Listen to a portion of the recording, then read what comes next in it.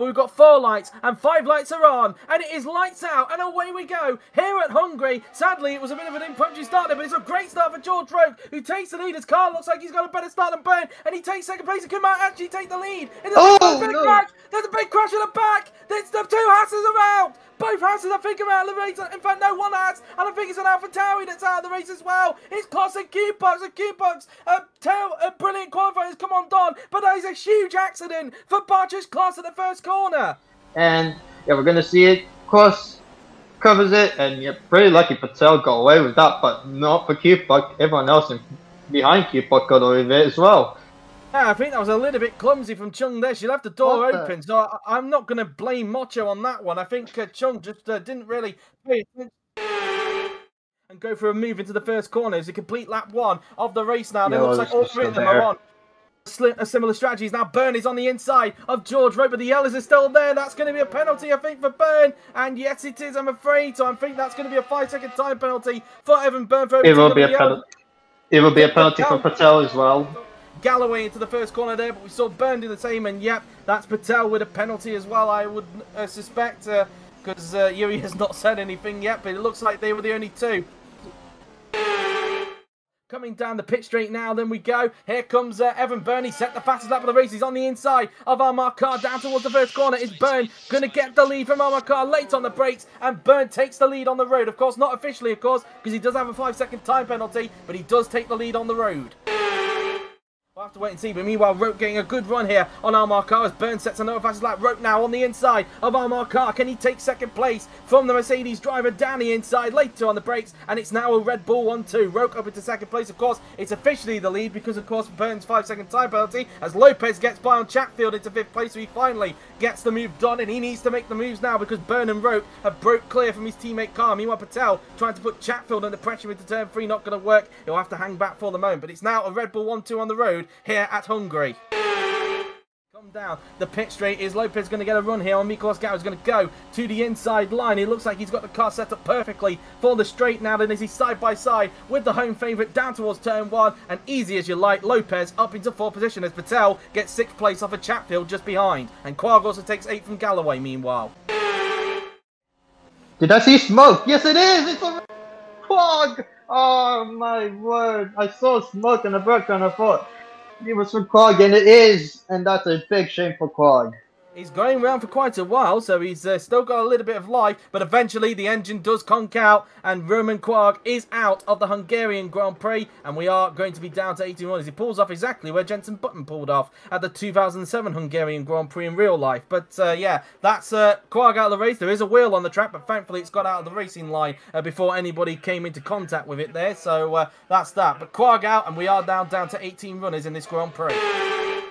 Behind Armar Carr, but hold that thought for the moment because Rahul Patel is now on the back of Miklos Gau, and he's in the first corner. Gau going defensive, but I think Patel has just got enough of an overlap to get him into the first corner. Down the inside goes the Lamborghini driver, and he's through into 5th place. A good race for Patel, although Gau's trying to get him back if he can into turn number 3, but he has to tuck back in the end, and Patel is now up into 5th position. Patel is having a great race today, and yep, also Federi and Willard are also in. Let's see how many laps to fill. 26 laps to fill into his car. So it would be a free stop. He doesn't need to wait, so he's free. As now Perinen on the inside of Chris Chatfield. Is the Spaniard going to get through? Look at the straight line speed Perinen has got in that Renault now. Then down the inside he goes. He's had an amazing race today so far, Perinen, and he's up into 5th position. Here comes Carr. He's made his pit stop, and he's still ahead of Lopez, I think. Yes, he is. Yep, he comes into his pit box where the Red Bull mechanics are. Let's see how many laps there will be. 18 laps, so this should confirm it'll be a free stop, but we'll wait and see. 5.3 second pit stop, so a quick pit stop for Byrne. And will he return out ahead of Patel? We will see. Patel's coming around the final corner, I assume. And yeah, he's comfortably ahead of Patel.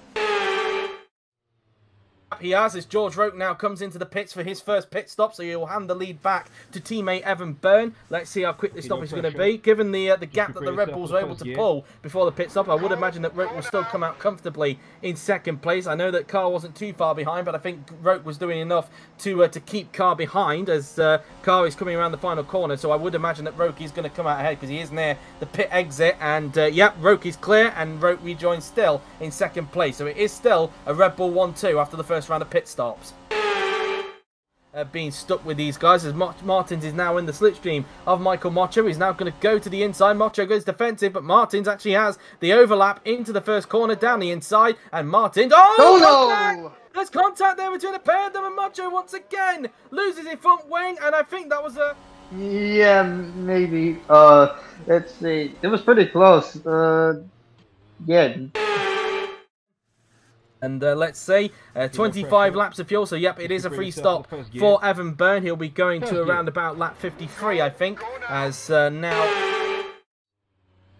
into the pits for his second stop. He'll hang the lead back to teammate Evan Byrne as a result, as he puts on a fresh set of tyres and fuel. 25 laps, so yep, it is a free stop also for George Roke, as he'll be pitting maybe 1 or 2 laps later than Byrne again as well. I think it said that Willows had made a pit stop, unless that was the graphic.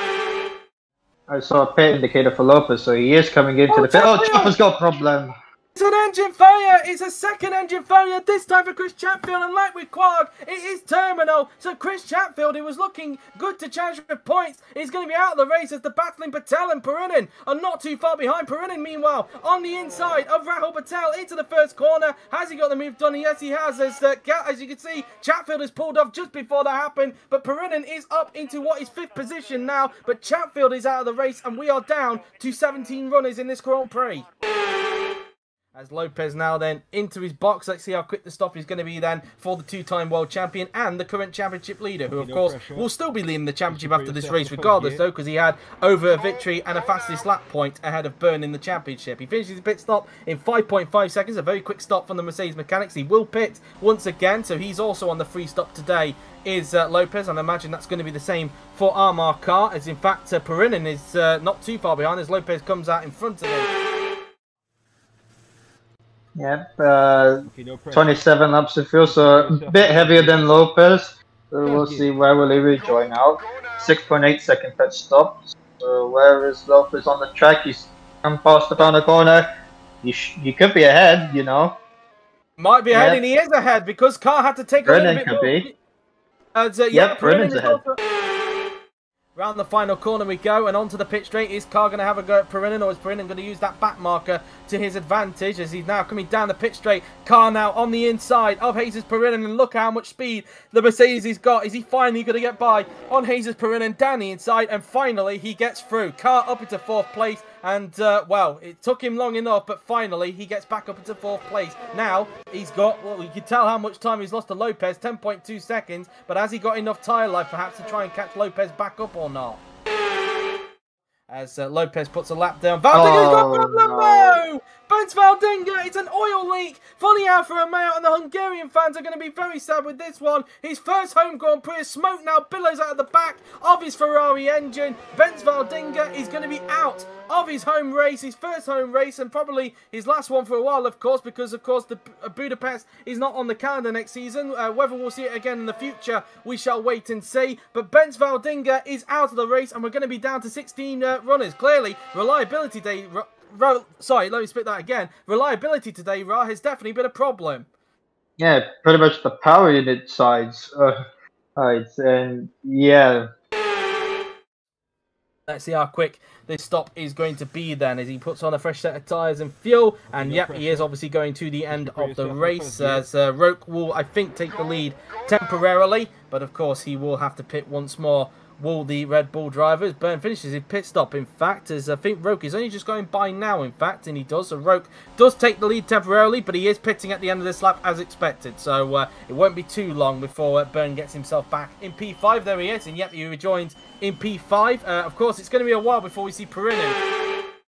And he now hands the lead back to Evan Byrne. The fire alarm has now gone off, thankfully. So, yep, apologies once again if you heard the fire alarm through my microphone there. As so Roke now fueled to the end of the race, and he should have moved comfortably in second place. As Miklos Gal, the only home favourite now left in the race, is coming into the pits for his third and final stop. So clearly the fresher tyres working for Lopez on this occasion. In fact, he might not even need to wait for Perinen and Carr to make a pit stop. In fact, he's going to try and go for it into turn 3, but he has to hang back for the moment. No! They crashed into each other. Perinen and Lopez are out of the race, and Evan Byrne is going to be licking his lips on that one. And, well, Lopez has, this has now blown the championship wide open. Perinen and Lopez are out of the race, and it's typical turn 3. Pressure tyres effect from Lopez. Perinen's tyres were so worn out. Perinen takes a wide line. Lopez goes for the gap, and then Perinen just shuts the door. That was a great race from Perinen until then. Evan Byrne's teammate next season at Red Bull, should Byrne stay, which I can't see why he wouldn't stay. As oh no! Joseph Willows, I spoke too soon! Just as he was running very well in the points, well, McLaren reliability comes back to bite him in a cruel twist of fate, and Joseph Willows is out of the race, and we are down to 13 runners. I think he'll be classified anyway, because he has done 90% of the race distance, and it's a suspension failure that has taken care of Joseph Willows, but once again, McLaren reliability comes back to bite, and any chance they had of leapfrogging Alfa Romeo in the Constructors has gone down the toilet here today. He has just been absolutely on fire today. No one has been able to touch him as he rounds the final corner. And after a dominant drive, it is going to be Evan Byrne who wins the Hungarian Grand Prix here at the Hungaroring. An amazing and dominant drive for Evan Byrne, and he is now right back in the Championship 5. Evan Byrne wins the race from George Roke in second, a Red Bull 1-2 here today, with Amar Khan a lap down in third, with Rahul Patel staying in fourth despite his 5-second time penalty. Gal will finish in fifth, with Galloway in sixth. Then it is Andre Videri in 7th, followed by Michael Modra, a good comeback for him in 8th, with Felix Sontag finally getting Williams' first points of the season in 9th, with Johannes Martins, despite the 10-second time penalty, completing the points in 10th position, ensuring a double points finish for Aston Martin.